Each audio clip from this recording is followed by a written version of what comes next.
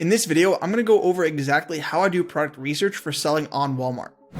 Hey everyone, it's Noah and welcome back to the channel. Really quickly, I'm going to start giving away a consultation call every single video. In order to enter, you just need to like the video as well as leave a comment down below, and I'll pick a winner for the consultation call next video. Doing product research for Walmart used to be pretty challenging. It used to be like doing that chore that you don't really want to do, but you have to do it. For the longest time, my product research consisted of me just listing whatever I was selling on Amazon onto Walmart. There were a lot of issues when Walmart first came around and everyone was jumping on. However, the biggest two in my opinion is that number one, there were not a lot of listings on Walmart. You had a lot of products being sold on Amazon, and then when you wanted to go ahead and start selling those on Walmart, it was much more limited. The second is that there is a massive lack of product research software when it comes to selling on Walmart compared to Amazon, where you have 50 plus softwares for every single feature. So recently I've been looking into different softwares, as well as I've been looking into perfecting my product research strategy for selling on Walmart, and that's what we're going to be going over in this video. First, we're going to take a look at the manual approach, then we're going to be taking a look at the software, and then third, we're going to be using the software's API to go ahead and scan wholesale supplier lists. Without further ado, let's begin. The first way that I do product research on Walmart is manually. There are a couple of different ways that you can do this. You can search up the UPC codes individually, you can use a couple of other websites, but generally what I like to do in order to save time is, depending on whether or not I'm working with a distributor or a brand. If I'm working with a distributor, they're going to have a lot of different brands in their catalog. If I'm working with one brand, then I only need to search up their name. So let's go over both examples. If I'm working with a brand, so here you'll see I typed in CTW, which is Colonial Tin Works. It's a common supplier I use across all of my videos. So I'm going to press search, and now Walmart is going to pull up all of the products with that brand name in the title or where it says brand in the information for that listing. And there are a lot of different products here, but what I do from there is I go to, instead of best match, I click best sellers. And this is going to be according to Walmart's ranking for these items. So these are now the best sellers in terms of what is best selling in these categories for these items. And now I can go one by one. So I can click on this item and I can take the Walmart product ID, and then I can take the ID and I can list that product in my catalog. So again, just to recap, if I'm working with a brand, I will go ahead and I'll enter in their brand inside of the search bar. Once I pull up the results, you can actually filter through it for different prices, as well as you can also filter by the rating as well as the actual retailer. But from there, I sort by best sellers, and then I go through those products. You can also use a Walmart fee calculator. You would just enter in the category and then you would enter in your price to see if you would be profitable on those items. And then I would just take the Walmart ID, which you can find right here in the URL, and then I would list it in my backend. So that is pretty much the manual process for working with brands. So let's switch up the examples, and now I'm going to go over how I do it if I was working with a distributor or if I was working with a wholesaler. It's pretty much the exact same process. However, I'm not going to be searching up the distributor's name. Instead, I'm going to be searching up the brand's name that they work with. So if I go through their catalog, and you can do this by going through their website, first, I just want to find the column, which is going to have the information for the brand. So if we take a look, we found manufacturer, and now we have all of the manufacturer's name. So the first one is ACR, so we can go ahead and take a look at that. If we search up on Walmart ACR, and then we press search, here we have some products with their brand name. And then from there, I would just go ahead and I would search by best sellers. And here we have a couple of products that are sorted by the best sellers. And I would just do it for every one of the brands that the distributor represents. Method number two is using software to speed up your product research. So the software that I use in my business is called DataSpark. There's going to be a link for it down below, as well as you can also get a coupon code. And from there, what I do is there's a lot of different ways that you can use this software. So the first way is that you can use what's called advanced search. And going back to our example, let's say that from our supplier, we have the UPC code or we have another item identifier. We can take that item identifier and we can search it up on DataSpark, and DataSpark will give us a lot more information than what we would be able to see on Walmart itself. So I'm just going to scroll and I'm going to pick a random product. So let's pick this one and we're going to enter it into DataSpark. And then I could enter it in, and you can see that you can either enter in a product name, a Walmart ID, or URL, or you can also enter in a UPC code or a GTIN, anything like that. So it doesn't match. So let's try adding a 0 and see if that pulls it up. Still nothing. Let's add another 0. Okay, so this is telling me that this product is either not listed on Walmart or it's listed under another UPC code. So let's go ahead and try a different product from this supplier's list. If we enter in the UPC code into DataSpark, you'll see that it pulls up this product. And then from there, I can go ahead and I can see all the information for this product. The first thing is I can see the Walmart ID, and then I can also click right here to go to the Walmart store URL. From there, I can also see the UPC code, and I can see when it was last updated. So it was updated about 6 days ago.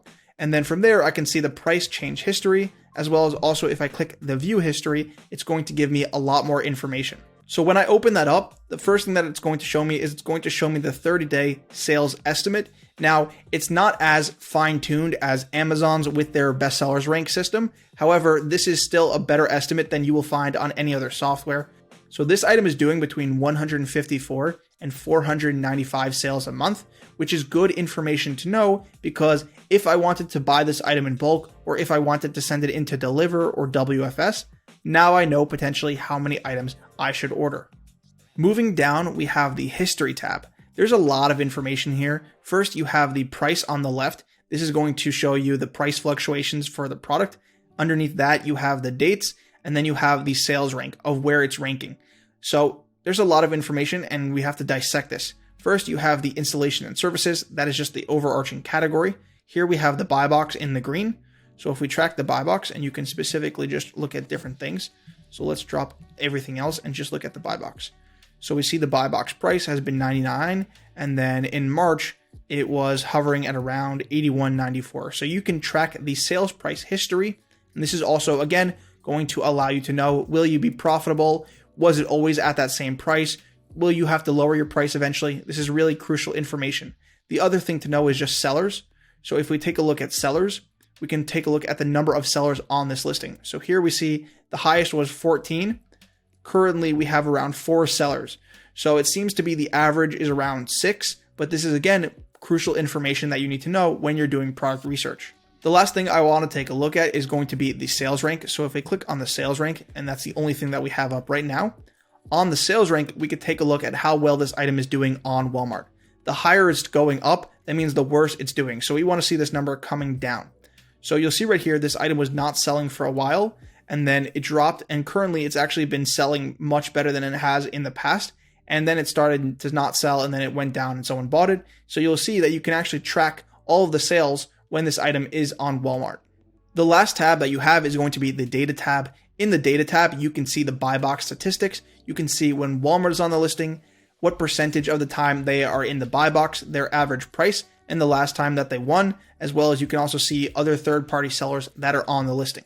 One thing that I do want to note is that DataSpark is still in beta. You can see that right here. So all of this information will eventually be transmitted over to a Chrome extension, which will make it a lot more digestible and easy to use for your business when it's on a Walmart product URL page.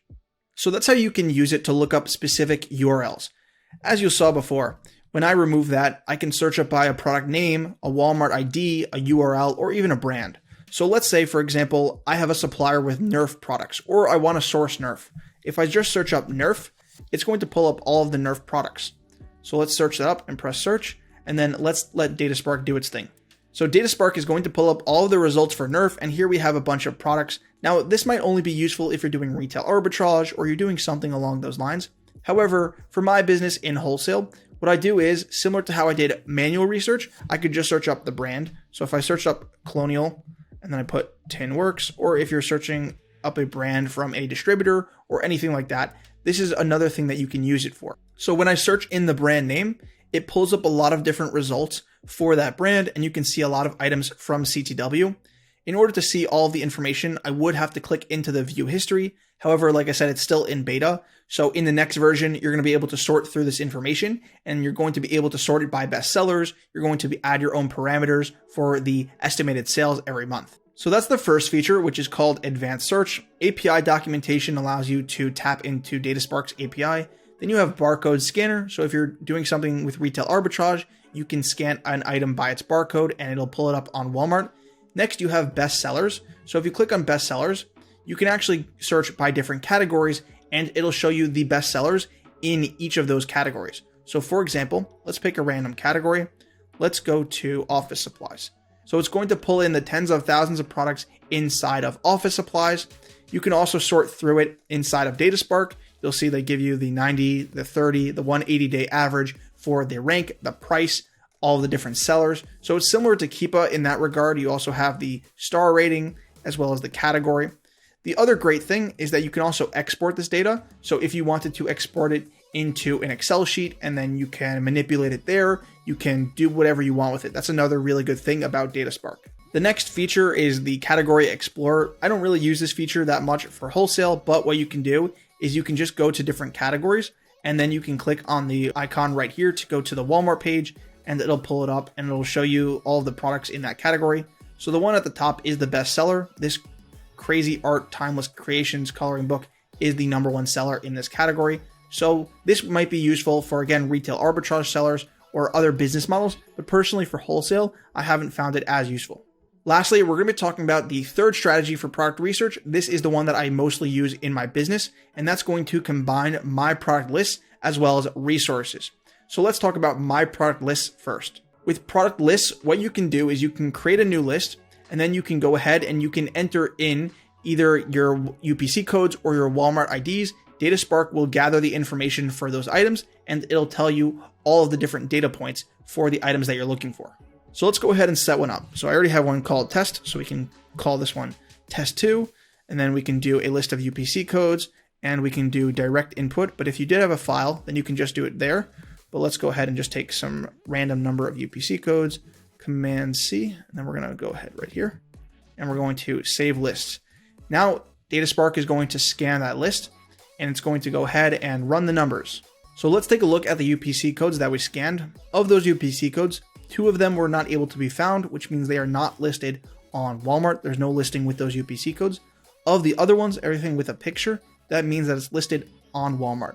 Here you have the Walmart URL ID, you have the image, then you have the UPC code, and then you have the rank. So the rank, again, is the rank on Walmart, the 30-day average for the rank. So this is really crucial information because it tells you whether or not it's trending upwards or it's trending downwards. Then you have the lowest and the highest rank during that time period.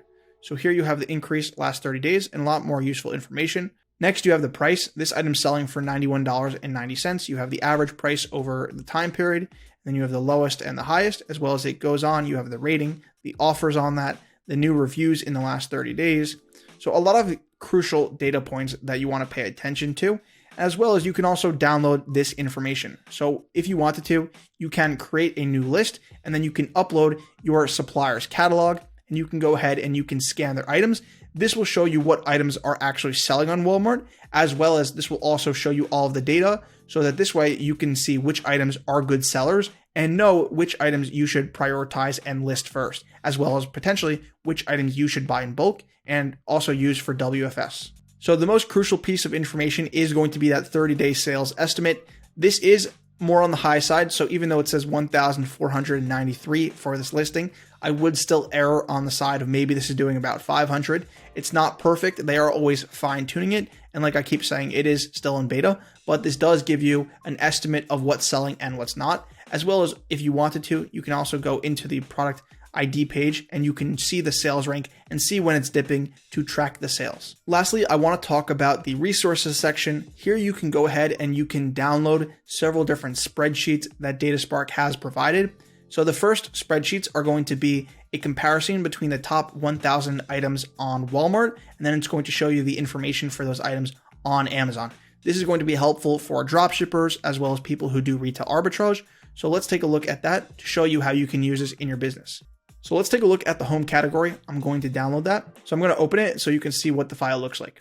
So in the file, it has all of the listings for the top 1,000 items inside of the category home on Walmart. Here it shows you the Walmart data, and then if you scroll over, it'll show you the information for Amazon using Keepa. And then it's going to be a comparison, so you can sort through this and you can see the discrepancies. So right here, the difference between the price on Walmart and on Amazon is $12, which is 18%.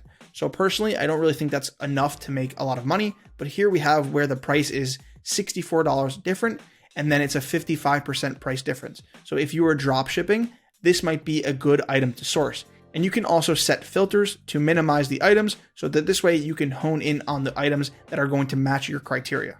So that's how I do product research for Walmart. I take all the data and I export it, and then I'll manipulate it there. I'll see what items are selling. I'll see what items to prioritize, and then I'll start listing the items on Walmart. You can do this manually, or you can do it through an Excel file. You can also do it through software, multiple different ways, but this is more or less how I do product research for Walmart.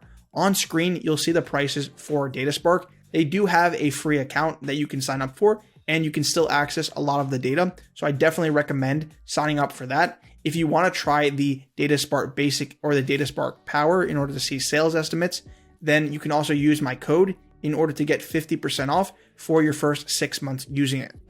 So thank you for watching. I hope that you guys enjoyed this video. If you did, be sure to go ahead and smash the thumbs up button, as well as subscribe to the channel if you're new. I'll see you guys in the next video. Peace.